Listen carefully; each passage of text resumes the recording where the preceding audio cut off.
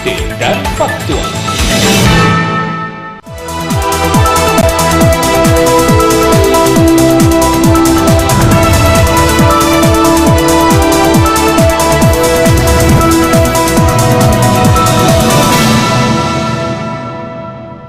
Selamat malam pemirsa, apa kabar Anda di malam hari ini? Senang rasanya saya Badi Sani menjumpai Anda kembali dalam dialog program update malam pada hari ini. Dan spesial karena kalau berbicara masalah pemilihan presiden 2019 ini sudah tinggal menghitung hari lagi, tepatnya pada tanggal 17 April 2019. Namun dalam perjalanan menuju Pilpres 2019 sudah ada beberapa debat, yaitu kemarin, minggu malam kemarin sudah dilaksanakan debat Pilpres ketiga, khususnya adalah untuk Cawapres nomor urut 1 dan nomor urut 2. Pasti banyak juga masyarakat di Jawa Timur yang sudah berspekulasi dan juga sudah menganalisa jalannya debat Pilpres minggu malam kemarin dan akan menentukan pilihannya di April mendatang. Dan pada malam hari ini saya sudah kedatangan 3 narasumber yang sudah hadir di Studio S2 TV untuk membahas terkait dengan mengejar elektabilitas di Pilpres 2019. Yang pertama ada Bapak Samsul Arifin selaku tim pemenangan Jokowi Maruf Amin Jawa Timur. Selamat malam. Selamat malam, Assalamualaikum warahmatullahi wabarakatuh. Waalaikumsalam warahmatullahi wabarakatuh. Terima kasih Pak Samsul sudah berkenan hadir pada malam hari ini. Dan di sebelah Pak Samsul ada Bapak Bustomi Menggugat, yaitu adalah maksud kami pengamat politik dan juga peneliti di Inisiatif Institute serta peneliti di RSIS Singapura. Selamat malam. Selamat malam, Mas. Terima kasih sudah berkenan hadir Pak Bustomi. Dan di sebelah Pak Bustomi ada Bapak Hadi Dediansyah. Ini tim pemenangan Prabowo Sandi Jawa Timur. Selamat malam Pak Hadi. Selamat malam. Assalamualaikum warahmatullahi wabarakatuh. Waalaikumsalam warahmatullahi wabarakatuh. Kalau berbicara masalah Pilpres, ini tinggal hitungan hari, 27 hari tepatnya. Ada beberapa tragedi juga yang ada di Jawa Timur.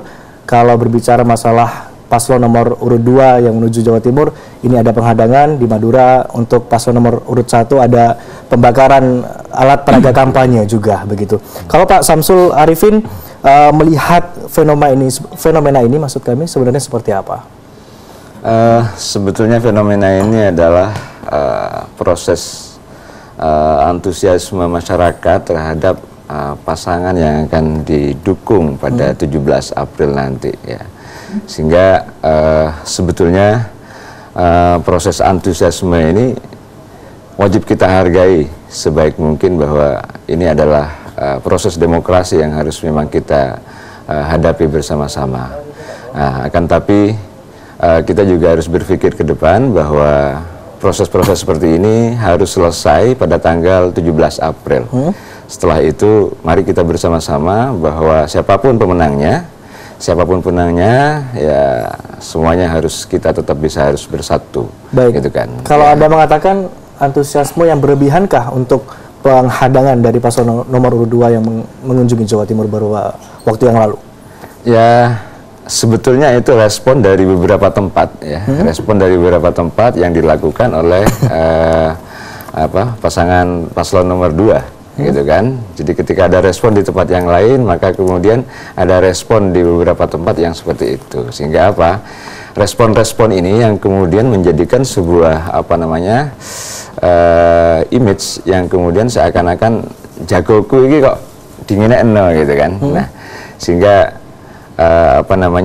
ini sesuatu yang saya anggap sebagai bagian daripada demokratisasi Pilpres yang ada di Madura. Nah, ini justru kita harus bersyukur, justru kita harus bangga terhadap bangsa Indonesia bahwa kita ini sudah mulai melek demokrasi, kita sudah mulai melek politik. Kan tapi yang harus kita sadarkan bersama-sama bahwa ke depan kita memang harus bersatu. Apakah memang tidak ada koordinasi dari TKD Jawa Timur ya terkait dengan adanya mungkin penghadangan untuk paslon nomor urut 2, kemudian ada pembakaran alat peraga kampanye di Madura? Apakah memang salah satu dari mereka juga tim dari TKD Jatim sendiri? Nggak ada seperti itu. Artinya tidak ada tim TKD yang kemudian mengarahkan atau mengkoordinasikan hal-hal seperti itu, tapi itu rata-rata dan hampir semuanya itu timbul dari inisiatif masyarakat. Sama dengan di tempat yang lain juga, ketika serangan bertubi-tubi kepada kita, saya yakin juga bukan dari tim tapi juga dari personal-personal yang kemudian berinisiatif untuk melakukan itu sesuai dengan kondisi masing-masing. Baik, inisiatif dan saya pikir itu sudah bukan soal penghadangan ya, bukan soal penghadangan, tapi itu soal khususnya di Madura banyak klaim-klaim yang menganggap bahwa Madura sekian persen kemudian dianggap mengarah pada salah satu paslon dan lain sebagainya. Bahkan di Madura itu ya dari sekian juta pemilih nantinya ya kalau sampai sekarang sudah bisa terukur sampai sejauh mana elektabilitasnya pasangan 01, sejauh mana elektabilitasnya pasangan 02 dan lain sebagainya. Apakah ini sehubungan dengan memang Pulau Madura diidentikan dengan pendukung paslon nomor 2 karena di 2014 nomor 2 menang di daerah Madura? Enggak juga gitu ya, enggak juga. Bukan soal identifikasi di sana kemudian paslon 02 tidak, tapi kemudian kebebasan masyarakat untuk memilih dan menentukan sesuatu itu kemudian tidak bisa diklaim secara penuh oleh pihak 02. Artinya apa? Misalnya dalam suatu acara yang hadir itu hanya katakanlah 10.000 atau 20.000 atau bahkan misalnya 100.000 sekalian yang memenuhi satu kota misalnya, ini masih ada beberapa ratus ribu yang lain yang belum teridentifikasi dengan baik. Tapi faktanya 2014 Madura menang nomor 02. Ya, kemudian kan kita tahu siapa pelaku-pelakunya di Madura pada waktu itu. Pelaku apa maksudnya? Ya. Samsul Arifin? Ya, ada tokoh-tokoh masyarakat, ada tokoh-tokoh politik yang memang mengarahkan dukungan pada calon-calon tertentu pada waktu itu. Tapi hari ini kemungkinan hal semacam itu mungkin berubah. Dari 2014 ke 2019 itu kemungkinan ada sedikit perubahan.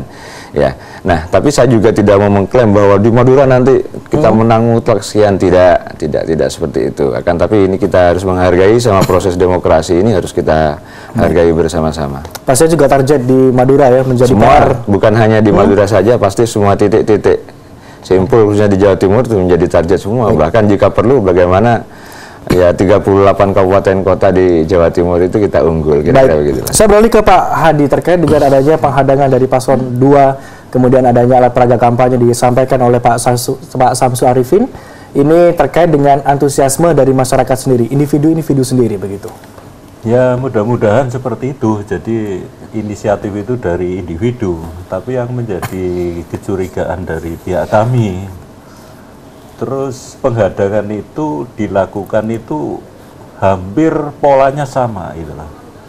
Karena saya itu selalu mengikuti Pak Prabowo kemana Pak Prabowo singgah, itu saya karena sebagai juru bicaranya Pak Prabowo saya selalu mengikuti. Nah ini menjadi suatu keanehan ketika di daerah terutama Mojokerto, terus di Pacet, terus kemudian di Gresik. Jadi yang menggadang itu kelihatan itu sudah tersketsa dengan rapi. Karena saya melihat termasuk di Surabaya sendiri, di situ ada unsur dari pengurus partai. Di Surabaya itu ada pengurus partainya sampai mengeluarkan statement secara resmi di media. Padahal yang terjadi di Surabaya akhirnya apa? Mereka menggadang yang dihadapi bukan pasukan atau pendukungnya Pak Prabowo, tapi harus berhadapan dengan masyarakat sendiri. Karena apa? Masyarakat merasa terganggu dengan hadangan itu. Mau lewat dibuntu lah. Ini persoalan apa kok sampai jalan yang mestinya dipakai untuk masyarakat umum harus ditutup? Baik, artinya Anda menilai ini bukan inisiatif dari masyarakat, artinya ada beberapa kelompok yang mendorong untuk penghadangan di 02 ini. Lah, kalau Pak Samsul tadi mengatakan ini kan inisiatif dari masyarakat, mudah-mudahan. Tetapi yang kita lihat di lapangan secara faktual, ada pengurus partainya. Ya. Saya tidak usah menyebut partai A atau B gitu. Tapi yang jelas ada, sampai di media kan sudah terletup. Kemudian di Mojokerto sama, ada pengurus partainya ya sama juga gitu. Bukan partainya Pak Samsul, mohon maaf. Ini kan saya dengan Pak Samsul kan ini ada peluang. Mungkin besok Pak Samsul berkiblat lain ya bisa terjadi gitu. Tetapi partai yang menghadang bukan partainya Pak Samsul gitu. Ini yang jelas itu. Tapi partai lain. Lah ini terjadi di mana-mana.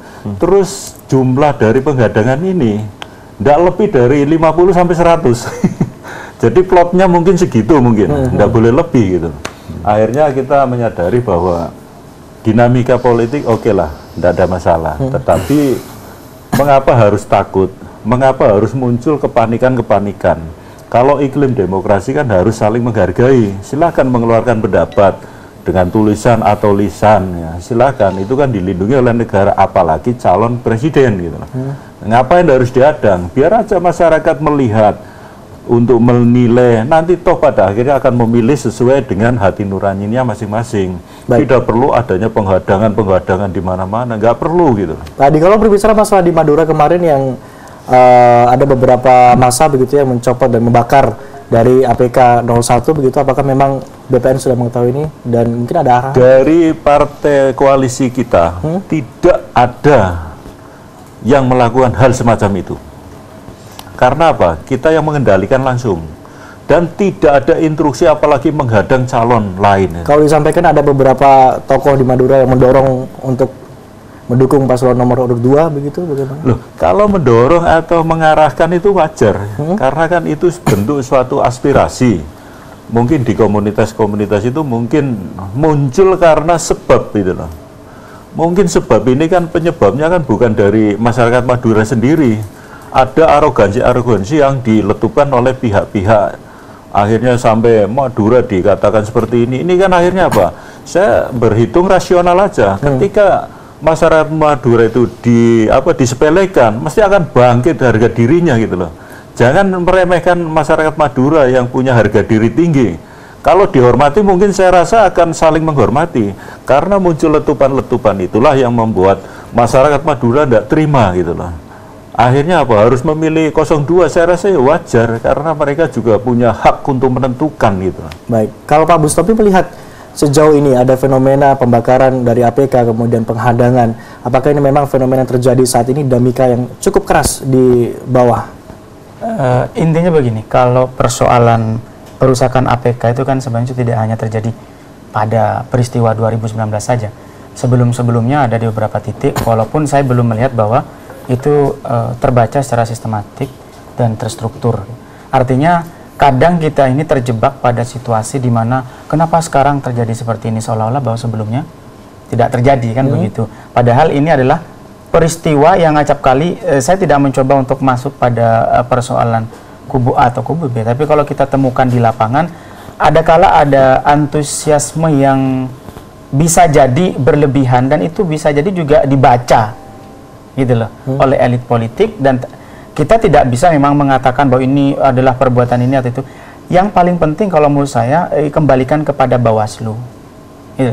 Artinya Bawaslu ini disiapkan oleh undang-undang sebagai wasit, terutama dalam praktek apa yang disebut oleh Mas Sam tadi soal demokratisasi. Artinya supaya tidak ada keraguan seperti dari tim 02 ataupun nanti keraguan di tim 01, ini kayaknya disuruh nih dibakar, terus yang satu ini kayaknya disuruh nih dihadang. Ya sudah, seharusnya kita kembalikan kepada Bawaslu. Dan di sini saya melihat bahwa fungsi Bawaslu belum optimal. Saya tidak mau mengatakan tidak optimal ya. Artinya fungsi Bawaslu di dalam melakukan pengawasan dan sekaligus penindakan itu belum optimal. Sampai detik ini itu masih terjadi hanya laporan yang sifatnya statistikal. Jadi bahwa terjadi pelanggaran sekian punya ini, tapi bagaimana misalkan sampai pada tahap yang lebih jauh penindakannya seperti apa? Artinya ketika terjadi pelanggaran yang dianggap pelanggaran seperti ini, apa yang disampaikan? Misalkan ada aturan tidak boleh menaruh baliho yang menyilang di jalan atau di jalan kampung dan sebagainya, itu kan masih banyak terjadi. Nah ini kalau kita ini perbuatannya si tim 01 ini tim 02, saya kira itu persoalan malah kalau kita sebagai pengamat atau peneliti akan kemudian disebut, wah ini pendukung ini nih. Nah yang menurut saya paling aman ya kembalikan kepada Bawaslu. Baik. Mestinya menurut saya seperti ini kalau mau bahas ya kita harus memang undang Bawaslu seperti apa mereka sudah melakukan fungsi, karena mereka kan terstruktur mulai dari Bawaslu RI, lalu Bawaslu Provinsi, sampai kemudian Bawaslu Daerah, sampai pada tingkat PPL kan, pengawas panitia lapangan begitu. Jadi kalau ini tidak berfungsi sedangkan secara undang-undang mereka sudah disiapkan secara terstruktur, saya justru mempertanyakan wasit ini kemana. Baik, saya takutnya ini hanya formalitas gitu lah. Dia ada lalu membiarkan dua tim ini yang sedang berkompetisi. Saya kira ini kan kompetisi yang sehat seharusnya gitu ya. Kalau kemudian hanya diwarnai 1-2 peristiwa lalu kita fokus pada itu, sedangkan itu seharusnya adalah tanggung jawab Bawaslu, maka kita akan habis energi hanya untuk membahas ini. Baik, kalau Anda mengatakan tadi ini merupakan fenomena yang beberapa waktu lalu yang sudah ada begitu? Ada. Jadi memang pernah ada juga pernah terjadi. Saya kira memang bukan sekarang. Pada 2014 pun kalau kita lihat misalnya gini, rilis dari Bawaslu pada 2014, 2009, 2004 ya. Ini kan sejak 2004 kita pemilihan langsung gitu. Itu kan tetap ada rilis bahwa perusakan APK, penghilangan APK, perobekan APK dan sebagainya. Kalau soal penghadangan saya tidak tahu, mungkin memang fenomenanya baru. Karena memang sekarang begini, sejak 2014 saya melihat bahwa bangsa kita ini nampak sangat terbelah begitu kan, dan itu sangat polarisasinya sangat binary. Jadi kita ini kalau seolah-olah kan gini, ada orang golput, ada orang yang mencoba untuk tidak memihak pada salah satunya, dipaksa untuk kamu harus 01, kamu harus 02. Loh, ini kan kalau memang demokrasi seharusnya menyiapkan ruang bahwa ada orang yang enggan berpihak, enggan memilih, dan juga bahkan apatis, apolitis dikarenakan melihat fenomena yang seperti ini. Jadi demokrasi itu seharusnya menyiapkan ruang bahwa tetap di antara ketika dua kubu bertarung ada hal yang memang orang nggak mau masuk. Gitu. Jadi kita tidak harus kebebasan begitu. Nah, tapi kan tidak seperti itu fenomenanya. Orang, masyarakat atau publik bahkan media kadang memaksa kita ini harus kalau nggak kanan kiri, kalau nggak 1 2. Ya, saya kira tidak semudah itu. Demokrasi itu kan ada persoalan banyak hal. Satu, orang pengen milih tapi nggak mau ngomong.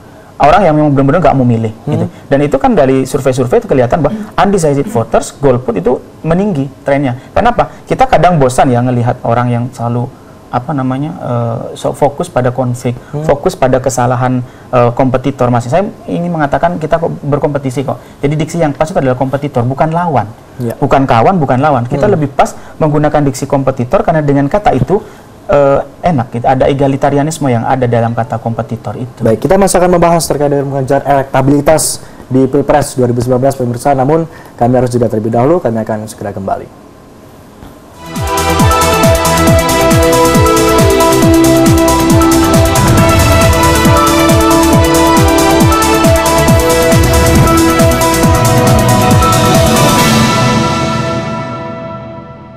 Pemirsa, Anda masih bersama kami di program Dialog Update Malam SBO TV. Kita beralih terkait dengan topik elektabilitas dari Pilpres. Ini dari Litbang Kompas baru-baru ini sudah merilis hasil survei bahwa elektabilitas Capres-Cawapres ada pergeseran sekitar 49,2% untuk 01, kemudian 37,4 untuk 02.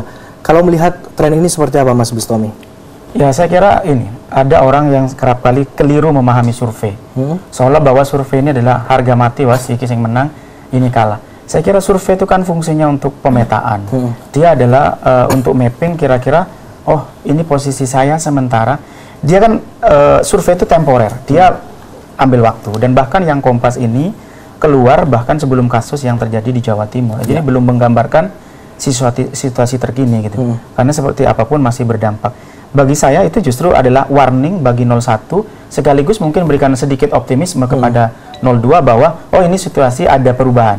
Artinya kampanye terbuka belum dimulai, tanggal 24 baru dimulai kan begitu. Artinya Kompas pun memberikan headline di medianya di tengah itu, penentunya justru di kampanye terbuka kan begitu. Sebenarnya kan kode saja. Jadi dan di sana sebenarnya kita melihat ada 3 hal saya bilang. Satu, pentingnya mapping terhadap posisi terakhir. Yang kedua adalah ada yang naik, ada yang turun, dan yang terpenting adalah fenomena undecided voters yang tinggi. Ini kan sama dengan Polmark. Terlepas bahwa Polmark itu bekerja sama dengan salah satu peserta pemilihan legislatif 2019, kita tahu bahwa Polmark ini EF itu adalah maha guru lah di dalam skill tentang survei. Jadi orang menunggu itu. Dilihat dari sana kita melihat bahwa undecided voters tinggi. Kenapa? Ini yang harus kita perhatikan. Ada fenomena yang seringkali saya paling tidak suka begini. Ketika ada lembaga survei datang, wah ini tidak sesuai di Jakarta, buktinya Jabar. Bukan seperti itu. Justru ada penjelasan-penjelasan yang disebut dengan kualitatif analis yang mampu menjelaskan bahwa kenapa ada ketidaksesuaian. Contoh misalkan di Jawa Barat, saya berikan contoh. Di Jawa Barat itu H-2 minggu posisi siapa itu saya lupa namanya. Itu kan di posisi ketiga atau keempat. Justru kemudian dan nomor 2. Karena ada tokoh-tokoh yang saya sebut sebagai second lead political actors yang tiba-tiba memberikan dukungan secara terbuka dan dia jalan selama 2 minggu. Itu yang menyebabkan perubahan. Nah, kadang kan ini yang tidak diperhatikan oleh fans yang terkadung yang kadang terlalu fanatik dan bagi saya terlalu berlebihan. Jadi pokoknya kalau idola saya nggak ada cacatnya, benar semua. Pokoknya kalau idola saya nggak ada sama sekali cacat, nah benar semuanya kan kita ke sana. Nah, fungsi kita sebenarnya akademisi itu adalah bagaimana kita menghadirkan rasionalisasi berbasis argumen, bukan berbasis sentimen.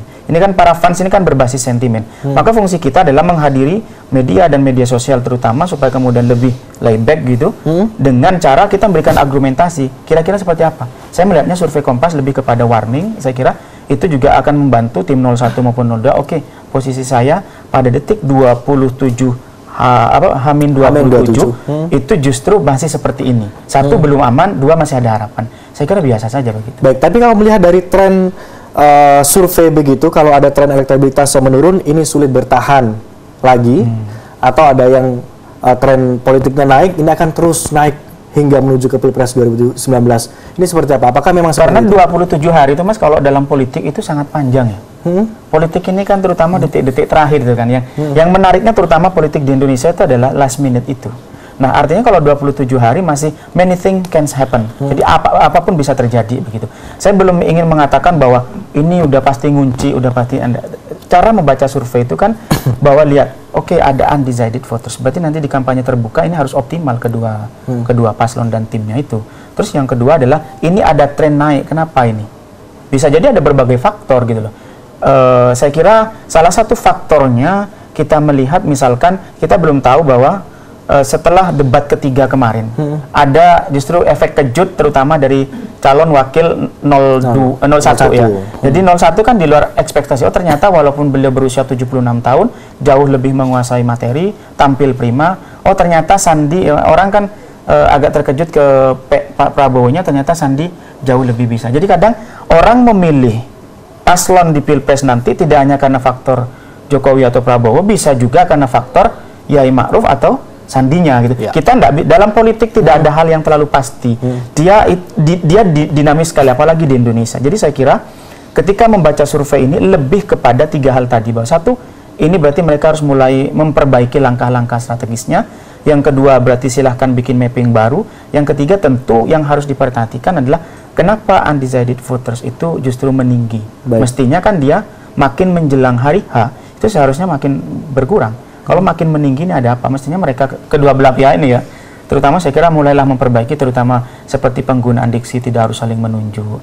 Lebih misalkan kalau pingin publik ini adem, tidak makin panas seperti tadi pembakaran APK, penghadangan dan semuanya. Tolonglah paling tidak kalau saran saya adalah berilah kata-kata yang jauh lebih membindingkan suasana, entah dari paslonnya atau dari timnya, supaya kemudian nggak makin panas. Jangan kemudian ini pasti perbuatannya nol.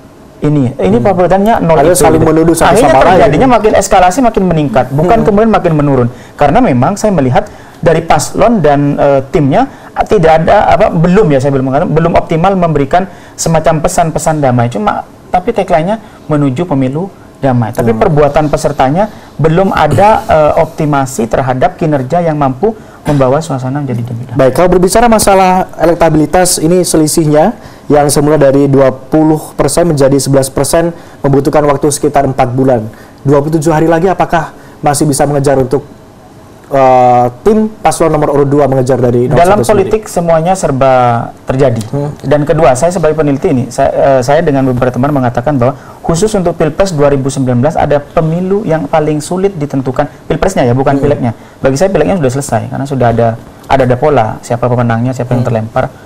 Kalau Pilpresnya itu adalah satu-satunya pemilu yang unpredictable. Bahkan peneliti asing gitu, ketika kita bicara dengan teman-teman yang dari luar, mereka kalau ini off the record ya bahasanya, artinya tidak yang seperti yang mereka laporkan. Ini sangat unpredictable. Bahwa fenomena yang digambarkan kan begini. Politik itu sangat lokal dan sangat temporer. Bisa jadi bahwa survei yang kemarin dilakukan bulan apa itu bisa berubah di bulan Maret ini. Segala sesuatu bisa terjadi bulan Maret. Nanti bisa jadi Hamin 2 minggu menjelang pemilihan. Kan 14 terakhir kampanye, 3 hari itu masa rehat. Itu juga bisa banyak terjadi. Bahkan ketika 14 kita nggak pernah tahu, walaupun itu nanti perubahannya juga nggak terlalu signifikan, tapi tetap sesuatu bisa terjadi. Sama seperti contohnya begini, di Malaysia semua peneliti asing menyatakan bahwa pemenangnya Najib, ternyata pemenangnya justru Mahathir. Ada peristiwa yang disebut dengan Black Swan yang justru terjadi di detik-detik terakhir. Apakah dengan adanya kasus dari Ketum P3 yang terkena OTT KPK ini juga akan mempengaruhi elektabilitas dari Jokowi? Kalau berpengaruh jelas, tapi bahwa signifikan menurut saya tidak, karena kan terpisah ya. Kalau seperti itu nanti kan sebelumnya di 02 kan ada kasus Ratna Sarumpait, kalau di sini ada kasusnya Mas Romahur Muzi, walaupun mungkin layback waktunya jauh lebih, rentang waktunya jauh lebih tinggi, tapi menurut saya orang Indonesia itu ingatnya jangkanya pendek, rata-rata 2 minggu setelah itu lupa. Ya. Rata-rata orang Indonesia itu nanti kan dihadirkan acara-acara baru, apalagi kalau sudah ada kampanye terbuka ya. Kampanye terbuka kan rata-rata sudah bawa artis masing-masing, itu kadang sudah lupa orang Indonesia itu ciri khas. Jadi tipikal atau karakter pemilih di Indonesia masih belum berubah, mudah lupa, mudah memaafkan, karena itu korban sinetron. Jadi yang saya sebut sebagai Cinderella syndrome, kalau sudah ada tangis, ada apa, itu mereka sudah berubah. Saya kira itu mungkin catatan bagi 01 atau 02 ya, ke depan untuk bisa mengatasi soal itu. Baik, kalau berbicara masalah elektabilitas dari paslon nomor urut 1, Pak Samsul Arifin, ini ada penurunan elektabilitas, dan sebenarnya apa yang harus dilakukan untuk mengejar lagi penurunan ini dan apa ya, tidak, maksudnya bertahan begitu agar tidak terjadi penurunan lagi di kedepannya? Saya pikir naik turun itu sudah hal yang biasa ya, dalam rangka fluktuasi politiknya itu kan sudah jelas kan. Tapi kan begini, dilakukannya survei itu kadang-kadang situasional juga gitu, situasional juga, dimana kemudian di saat pada waktu yang bersamaan, pada saat yang bersamaan ada situasi yang memungkinkan calon itu naik dan memungkinkan calon itu turun, ya kan. Nah di sini misalnya survei itu dilakukan sebelum adanya debat capres ketiga, cawapres ketiga. Nah, kalau itu survei misalnya dilakukan setelah debat cawapres ketiga kemarin, kemungkinan besar elektabilitas ini juga akan terus naik. Baik, tapi dengan penurunan ini artinya kan ada sesuatu hal yang terjadi di masyarakat sehingga menurunkan elektabilitas dari Jokowi sendiri. Ya, banyak, dan sebetulnya di paslon 1 ini sesuatu saya anggap sebagai benteng yang punya pertahanan kuat sebetulnya di 01 ini. Tidak kita bisa bayangkan betapa yang namanya serangan, gempuran dan lain sebagainya dari, kalau hanya sekedar penghadangan itu suatu yang kecil, yang itu tidak berdampak begitu signifikan kepada era digital hari ini. Tapi ketika serangan terhadap paslon 1 di media sosial ini yang luar biasa gitu kan, sampai pada soal personifikasi, pada soal isu-isu yang ini, hanya produksi isu yang selama ini dibikin ya, itu memang luar biasa. Tapi faktanya hari ini masih tetap bertahan ya, geserannya juga ya wajar dalam rangka pergeseran hasil survei itu biasa gitu lah. Nah ini yang kemudian banyak hal yang bisa digoreng sebetulnya oleh lawan ya, oleh kompetitor kalau bahasanya tadi ya Mas Tommy nanti. Banyak hal yang bisa digoreng oleh kompetitor kita, yaitu bagaimana untuk menjerumuskan paslon 01. Padahal, mohon maaf ya, padahal Pak Hadi ini sebetulnya mengkampanyekan nomor 1. Kok bisa begitu? Lah kan caleg nomor 1 provinsi. Pak Hadi ini sebetulnya mengkampanyekan nomor 1, bukan 01. Baik, jadi beda konteks ya. Ya, tapi minimal kan guyonannya kan seperti itu. Ya. Artinya apa? Pada satu sisi kita memang mempunyai cara dan jurus yang baik untuk mengkampanyekan paslon kita di luar kepentingan, di luar kepentingan kita selaku calon legislatif gitu kan. Nah, kita pun juga seperti itu. Bagaimana memilah kepentingan-kepentingan ini, karena apa? Saya berkompetisi di DPRD Provinsi Jawa Timur nomor urut 2, ya kan? Pak Hadi berkompetisi juga di Komisi Jawa Timur nomor urut 1 misalnya begitu. Nah, antara memilah kepentingan pribadi saya sebagai calon legislatif dan memilah kepentingan untuk mengkampanyekan calon presiden, itu harus mempunyai formula dan format yang baik untuk disampaikan kepada masyarakat. Karena apa? Masyarakat kita yang ada di bawah ini tentu harus betul-betul kita petakan secara baik.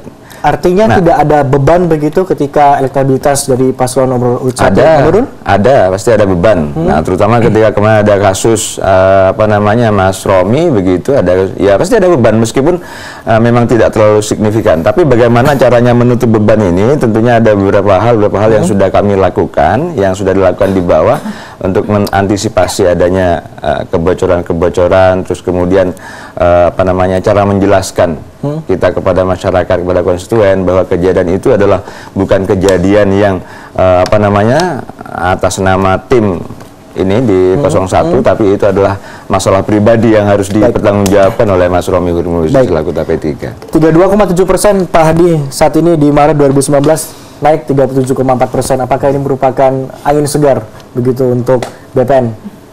Saya rasa memang kondisi sekarang itu sudah berubah seperti apa yang terjadi sekarang, bahwa sesuai ini pernyataan yang diluncurkan oleh Kompas sebagai lembaga surveinya. Pada awalnya memang sulit untuk pasangan 02 itu selama ini kan untuk naik kan sulit karena saya tidak tahu lembaga survei ini ada pesanan atau enggak, saya tidak tahu. Yang jelas mungkin pada saat-saat mendekati injury time tingkat kesadarannya mulai pulih karena harus mengobati, harus merevisi dari hasil kesalahan-kesalahan survei masa lalu. Gitu.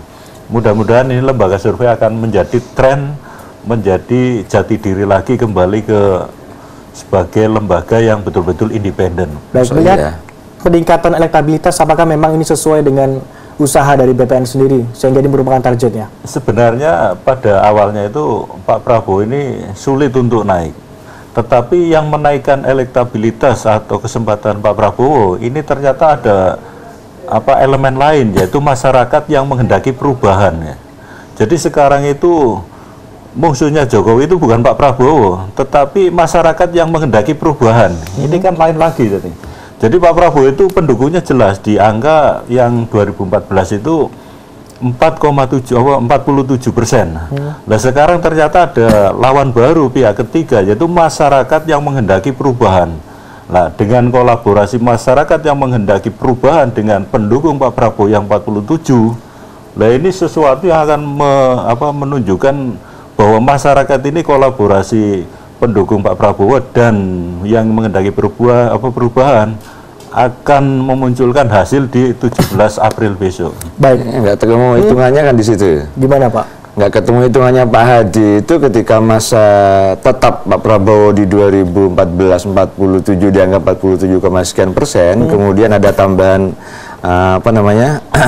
ada tambahan masyarakat yang perubahan. Sebetulnya ini kan kalkulasi yang kurang tepat menurut saya. Artinya apa? Mestinya kalau masih bertahan di 47, sekian, mestinya kan elektabilitas itu tidak di 27, tidak di 37. Nah, tidak di seperti itu, tapi angkanya memang dari awal terus naik. Artinya apa? Dalam proses 5 tahun berjalan ini tentunya banyak pendukungnya Pak Prabowo yang sudah hijrah ke pendukungnya 01 gitu kan. Nah juga ada beberapa dari pendukungnya 01 yang juga hijrah ke 02. Itulah fenomena masyarakat yang kemudian antara puas dan tidak puas gitu kan. Nah kalau kita lebih tajamkan lagi pada persoalan soal perubahan, saya pikir semuanya juga harus menyampaikan hal-hal yang sudah berubah di negara ini secara objektif, hal-hal yang sudah dilakukan oleh Presiden Jokowi ini secara objektif di masyarakat. Artinya apa? Simbol perubahan itu bukan hanya sekedar wacana, tapi simbol perubahan adalah suatu yang sudah dilakukan oleh pemerintah. Artinya apa? Saya katakan bolak-balik di tempat ini juga saya katakan bahwa kita harus bisa mengakui bahwa kebaikan yang dilakukan oleh pemerintahan Pak Jokowi ini harus kita akui sebagai sesuatu yang merupakan progres dari pemerintahan. Baik. Ya kan? 47%, saat ini 37%, artinya ada penurunan sekitar 10% dari 2014. Pak Hadi, sebentar lagi kita akan melanjutkan lagi pembahasan ini. Namun kita harus jeda terlebih dahulu. Pemirsa, program Dialog Update Malam akan segera kembali.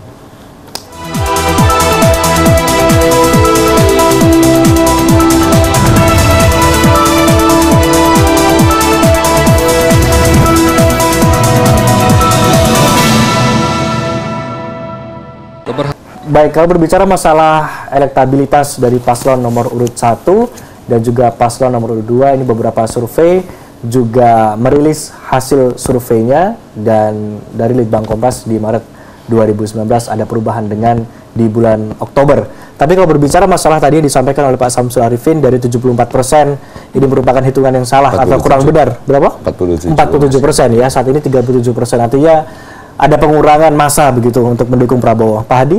Saya rasa kalau pendukung Pak Prabowo terus pindah atau hijrah ke pasangan lain, saya rasa ini kurang rasional. Karena apa?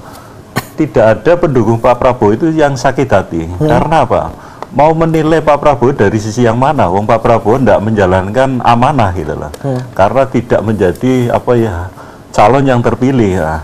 Yang menjadi persoalan ini kan hijrahnya atau pendukung yang sakit hati atau ingin perubahan dari draft yang kemarin 2014 ini kan sesuatu hal yang wajar. Karena apa? Didasari sebenarnya harapan-harapan yang dijanjikan pada 2014 kalau memang semuanya terrealisasi mungkin pendukungnya semakin bertambah.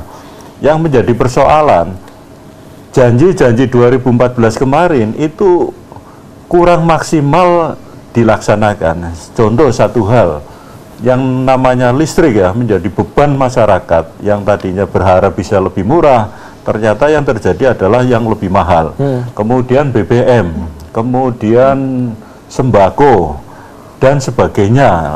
Nah, ini menjadi kekecewaan masyarakat yang sebenarnya menjadi impian. Oh, masyarakat ini akan lebih makmur ketika memilih pada saat itu. Ternyata 4 tahun berjalan tidak bisa diharapkan. Harapan-harapan itu menjadi impian semata. Akhirnya apa?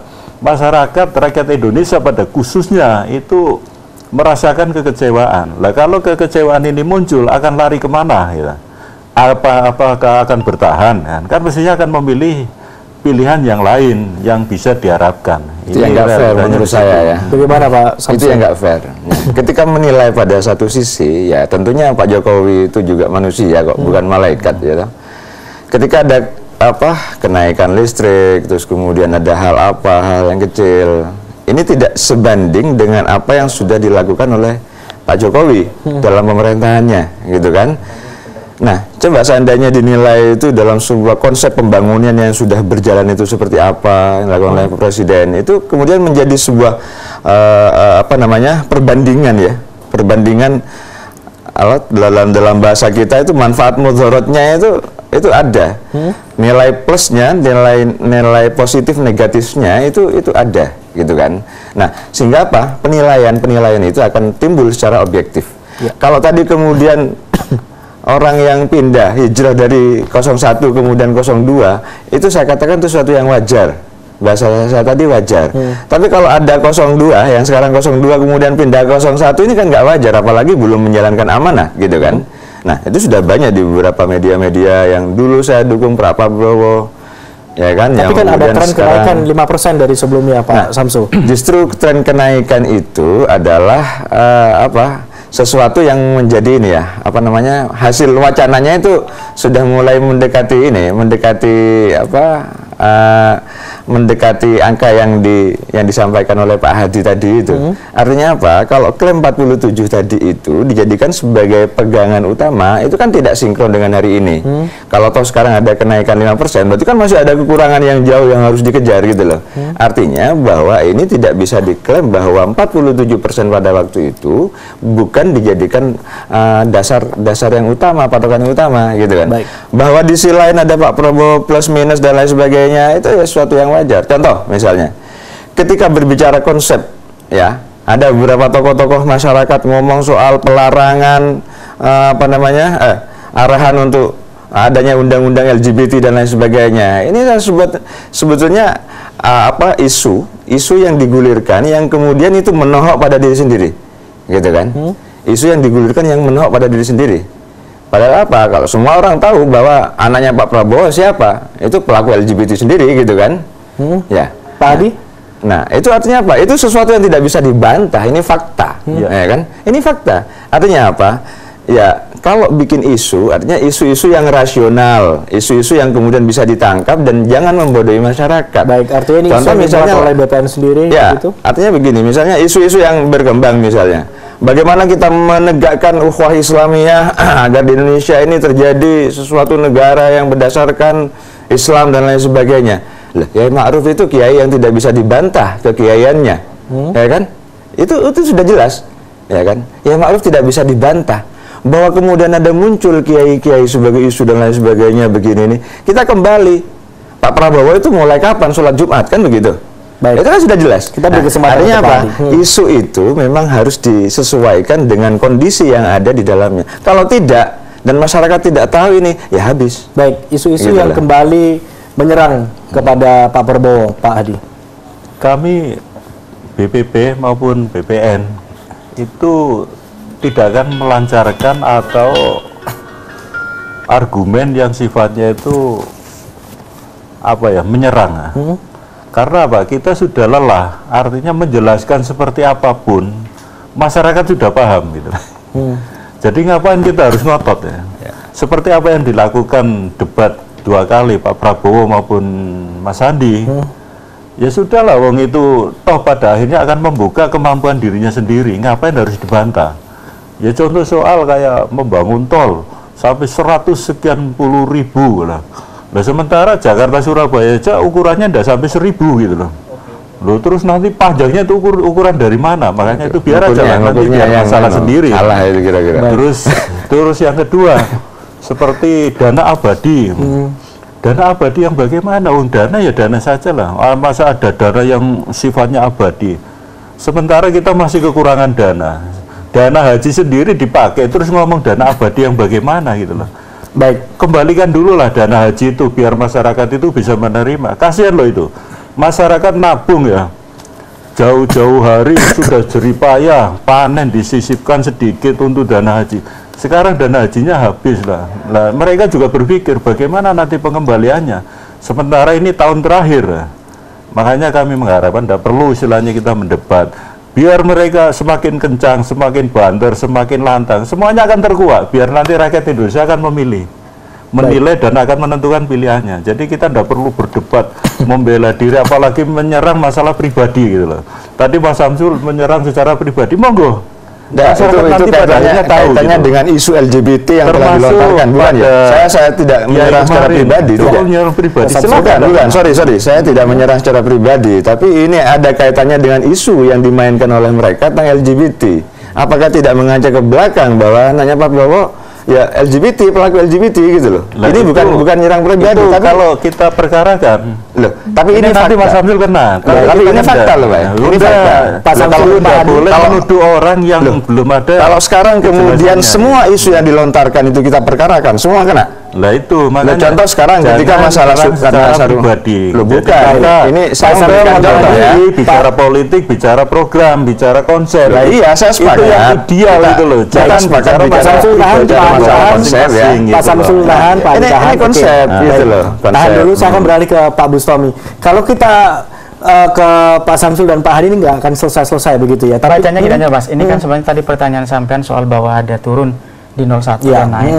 Kan di penjelasan Kompas itu ada 2, bahwa generasi millennials itu ternyata lebih dekat ke, lebih besar unggul di 02. Ya. Kenapa? Di 2019 dengan 2014 itu ada pemilih yang pada 2014 belum memilih. Tapi ada perjalanan 5 tahun, itu kan sudah ada beberapa yang nambah. Kalau kita kurangi 5 tahun, berarti kemarin mereka usianya 12, 13, 14, 15. Nah, di sana mereka lebih dekat ke siapa? Anak milenials lebih dekat pada isu-isu milenial seperti Sandi. Kan 02 itu kenapa kemudian naik? Jawabannya kan di sini. Anak-anak yang milenials ini suka pada isu soal ekonomi. Ya. Kemudian isu-isu bahwa tidak ada pajak pada pelaku startup anak muda. Ya. Lalu penghapusan di koalisinya, mereka punya koalisi bahwa ada gaji 8 juta di bawahnya itu tidak kena pajak. Itu kan isu anak-anak muda gitu lah. Ya. Lalu yang kedua adalah kenapa turun di 01, di sana dijelaskan bahwa begini, Pak Jokowi itu sudah bisa dikomparasi, beda dengan Bapak Prabowo. Prabowo ini kan belum menjabat, jadi tidak ada yang bisa diukur. Kalau Pak Jokowi itu bisa dikomparasi antara 2014 selama berjalan dengan 2019 yang hendak dia jual. Jadi kan kalau dulu Jokowi JK, sekarang Jokowi Ma'ruf, itu 2 program yang sudah berbeda tapi dikatakan lanjutannya. Makanya kan Pak Ma'ruf bilang 10 years challenge, sebenarnya maknanya mereka pengen lanjut kan, 10 angka itu. Tapi kita lihat dari sana masyarakat sudah mulai menilai, terutama pada sektor ekonomi. Makanya kan 02 tadi kan coba fokus, termasuk Sandi juga fokus pada isu-isu ekonomi. Di sana ada beberapa titik masyarakat, sejumlah persentase yang turun dari 01 lalu berpindah kepada 02 kalau dilihat dari trennya itu, karena mereka sudah bisa mengkomparasi. Sedangkan pada 02 ini kan masih promising, tapi kan orang kadang justru jatuh pada aku berharap dulu deh daripada ini gitu. Jadi di sana penjelasannya jauh lebih realistis daripada kita harus masuk pada kembali pada isu-isu yang tadi, karena di sini yang harus kita jelaskan bahwa seharusnya 01 bisa melihat bahwa di sini isu-isu kenapa kita turun, isunya ternyata ekonomi. Kenapa Sandi naik? Ternyata ada anak-anak muda yang kemudian mulai lebih dekat, kan memang kelihatan gitu loh, dia renang, olahraga, main basket, itu kan anak-anak muda banget sekarang gitu ya. Jadi saya kira isu simple yang seperti itu jauh lebih bagus lah saya kira, dan Yai Ma'ruf pun juga sudah melakukan hal itu, beliau kepada basis-basis yang selama ini belum dikunjungi dan sebagainya, Bapak Prabowo pada titik-titik yang selama ini belum dikunjungi, Pak Jokowi juga masih tetap dengan melakukan belusukan-belusukannya. Jadi saya kira yang harus kita lihat bahwa berarti harus ada yang dievaluasi dong di antara keduanya, karena ada yang turun, ada yang naik. Naik tapi tidak signifikan, turun pun ini berarti pertanyaan, karena sudah kerja 4,5 tahun tapi kok masih seperti ini, saya kira itu. Artinya apakah memang dari yang rahasia sekitar 13,4% ini untuk undecided voternya? Ini ada fenomena Mas, ada fenomena pada Pilkada DKI 2007, sama kemudian Pilpres Amerika Serikat tahun kemarin. Ada yang disebut dengan silent majority. Mereka ditanya sama, saya kan periset gitu ya di lapangan, kita nanya misalkan sama sampean, tapi sampean nggak jawab, atau mengatakan bahwa sampean memilih 01 atau 02, ternyata ketika di TPS yang dipilih kontradiktif dengan apa yang diucapkan pada saat survei. Oleh karena itu kenapa penjelasan logisnya Hillary kalah sama Donald Trump, karena orang ini kadang saya malu mau mengatakan saya mendukung Donald Trump, tapi pilihannya ternyata jauh lebih logis saya memilih Donald Trump di sana. Saya kira itu. Ada fenomena itu. Fenomena itu. Di DKI pada 2007 orang ditanya enggak jawab. Makanya di sana undecided-nya tinggi, kemudian yang menyatakan rahasia kurang lebih masih 13. Itu angka kurang besar karena kita punya DPT 150 ke atas sedikit. Gitu, saya kira itu. Baik, artinya juga akan mempengaruhi untuk suara masing-masing. Ya makanya kan Kompas sebenarnya kalau kita merujuk pada survei terakhir pada Kompas, kan dia naruh di headline itu kan kode. Politik ini kan tentang simbol, tentang kode. Mereka mengatakan bahwa penentunya adalah kampanye. Saya lupa kalimat ansihnya, bahwa dia mengatakan bahwa kampanye terbukanya atau apa itu? Menentukan. Nah itu ada kata menentukan. Jadi mereka ada yang naik, ada yang turun dengan undecided tinggi, dengan rahasia yang cukup, saya kira lumayan itu. Penentunya tetap di kampanye terbuka. Di sana segala sesuatu bisa terjadi karena masih ada waktu. Kalau kita ke tanggal 24, sekarang ada tanggal 20, ada 4 hari, ada 23 hari atau 3 minggu untuk bekerja, dan segala sesuatunya dalam politik itu bisa terjadi. Bisa dinamis. Bisa sangat dinamis karena isunya kan kurang lebih sama sebenarnya. Toh juga isu permainannya kayak tadi juga sama. Hoaxnya saya kira kedua belah pihak juga sama-sama melakukan hoax. Kalau dikatakan bahwa ini dan itu saya kira enggak lah. Saya melihatnya keduanya sama. Makanya saya mengatakan bahwa undecided dan golputnya tinggi karena itu sebenarnya. Mbok ya sadar dikit lah. Fokus ke programnya bagus-bagus kok.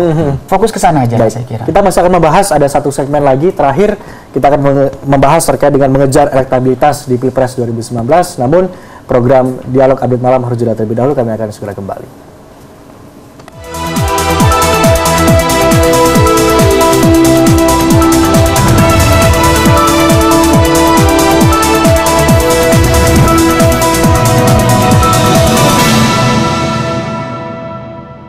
Di segmen terakhir pada Dialog Update Malam pada hari ini, pemirsa, kita akan fokus terkait dengan elektabilitas Capres-Cawapres di Jawa Timur. Bagaimana sebenarnya kalau berbicara masalah persentase, ini dipaparkan juga, yaitu 57 banding 27% elektabilitasnya, selisihnya sekitar 40%. Apakah memang ini sudah cukup mengingat targetnya adalah 70% Pak Samsul? Belum pernah ada kata cukup. Terus untuk kita mengejar yang namanya elektabilitas, kita akan terus memaksimalkan potensi-potensi suara untuk dukungan kepada 01. Ya, terutama yang ada di Jawa Timur, kita terus akan menyampaikan kepada seluruh elemen masyarakat tentang Yai Ma'ruf, tentang sosok Yai Ma'ruf, tentang programnya Yai Ma'ruf, tentang Pak Jokowi yang sudah berjalan seperti apa, yang belum berjalan bagaimana. Ini kita terus melakukan penyadaran terhadap masyarakat. Artinya apa? Tidak akan ada kata berhenti untuk mensosialisasikan kemenangan 01 di setiap penjuru, di setiap titik. terutama kepada warga Nahdien, kepada warga Nahdien yang ada di Jawa Timur. Tentunya ini adalah peluang emas bagi kita semua untuk menunjukkan eksistensi masyarakat Nahdien dan seluruh masyarakat di Indonesia ini. Artinya apa? Paparan dan konsep yang sudah disampaikan oleh Yai Ma'ruf itu yang kemudian kemarin sudah sedikit merubah pola pikir masyarakat, yang semula Yai Ma'ruf itu dianggap sebagai seorang sepuh yang hanya berdakwah saja, karena backgroundnya beliau adalah di Rais Am, pengurus besar Nahdlatul Ulama. Tapi kemudian ketika berbicara tentang konsep soal ekonomi umat, konsep tentang kenegaraan, konsep tentang kemasyarakatan, ini membuka membuat orang terbelalak. Oh, ternyata Yai Ma'ruf itu tidak sekecil yang dibayangkan, tidak sebodoh yang dibayangkan oleh masyarakat.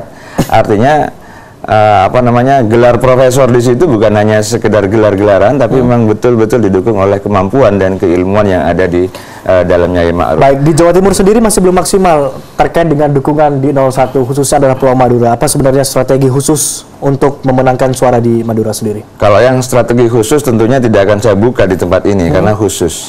Yang umum, strategi umum gitu ya. Tapi kalau ada beberapa cara-cara dan strategi bahwa di situ yang perlu kita catat bahwa tidak ada klaim tertentu di wilayah-wilayah tertentu bahwa di sini adalah basis 02, di sini adalah basis 01, tidak. Tapi semaksimal mungkin akan terus kita gerilyakan, kita gelorakan tentang konsep-konsep yang digagas oleh Yai Ma'ruf kemarin. Nah, tentunya ke depan masih ada satu kesempatan lagi untuk kita melakukan adu konsep, untuk melakukan debat yang kemudian itu juga akan menjadi bahan untuk bisa kami sosialisasikan ke masyarakat. Nah, tentunya masyarakat Madura ini mempunyai kultur khusus. Ada ciri khas masyarakat Madura yang kemudian kita akan bisa melakukan pendekatan-pendekatan secara persuasif terhadap masyarakat, terhadap tokoh masyarakat, terhadap komponen-komponen yang ada di kondisi masyarakat Madura pada khususnya. Tapi dengan demikian juga kami tidak akan mengganggu. Kami tidak akan mengganggu tokoh masyarakat atau masyarakat yang sudah mempunyai komitmen misalnya. Kami hanya memberikan penjelasan, tidak akan mengganggu, bahkan tidak akan maksud pindah ke 01, tidak. Baik. Tapi kesadaran itu perlu dibangun oleh fakta. Baik, artinya pendekatan kepada masyarakat Madura tidak memaksa untuk memilih 01. Pak Hadi, kalau di Jawa Timur ini tim 02 harus bekerja keras untuk meningkatkan elektabilitas dari Prabowo Sandi. Sekitar 27% dari 18% di Jawa Timur. Bagaimana? Yang jelas yang perlu kami sampaikan kepada masyarakat Jawa Timur, ya pesan dari Pak Prabowo mengucapkan terima kasih yang sebesar-besarnya. Karena apa? Selama kunjungan Pak Prabowo di wilayah Jawa Timur, diawali dari Banyuwangi, Situbondo, Malang, Mojokerto, Pasuruan, Jombang, Lamongan, Gresik, sampai Madura Raya, alhamdulillah respon masyarakat Jawa Timur pada umumnya itu luar biasa.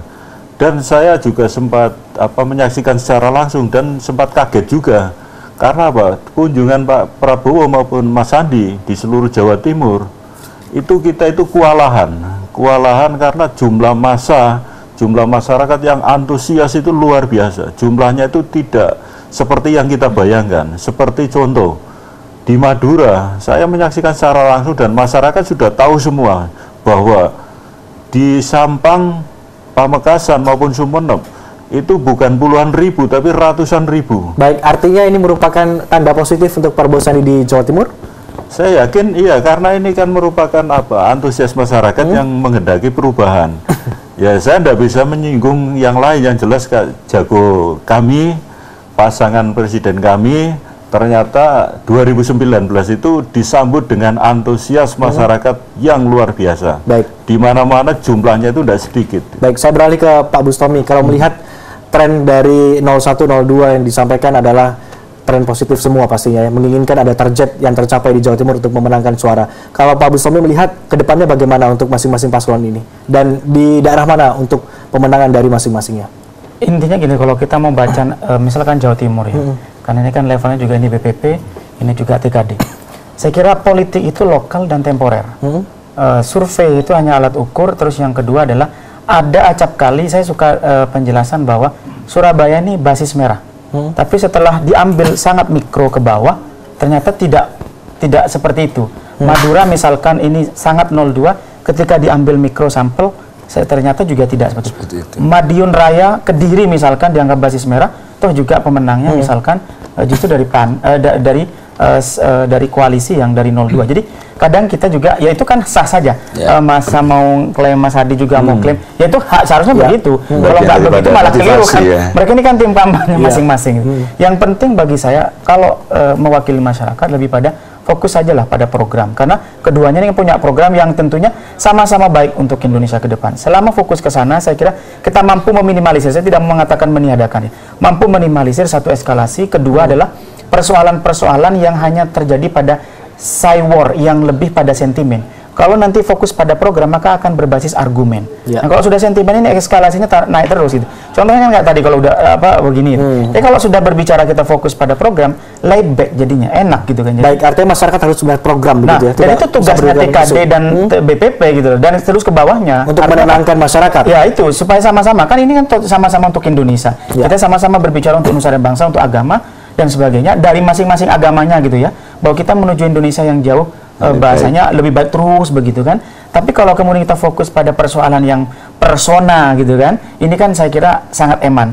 Pada saat publik butuh pencerdasan, dan sebagai contoh ketika debat pertama, debat kedua orang monoton, tapi debat ketiga menurut saya jauh lebih mampu memberikan edukasi terhadap publik. Itu nggak ada serangan ya. Keduanya nggak ada serangan kecuali sindiran, terutama di penutup. Saya kira itu jauh lebih bagus, dan kalau itu terus dipertahankan, saya percaya ketika menuju pemilu damai, itu bukan persoalan harapan, tapi suatu kenyataan.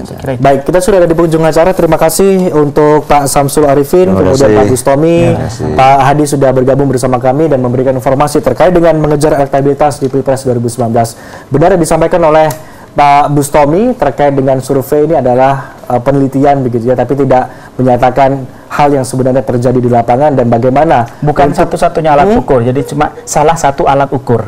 Baik, salah satu alat ukur yang juga dari masyarakat juga bisa menilai dan juga menganalisa sendiri. Jangan ikut dalam isu-isu negatif antar paslon, tapi ikutlah dalam program-program positif yang diberikan oleh paslon 01 atau paslon 02. Saya Badi Sani menutup program Dialog Update Malam pada hari ini, mewakili seluruh kru yang bertugas, pamit undur diri. Terima kasih atas perhatian Anda. Wassalamualaikum, sampai jumpa. Terima kasih.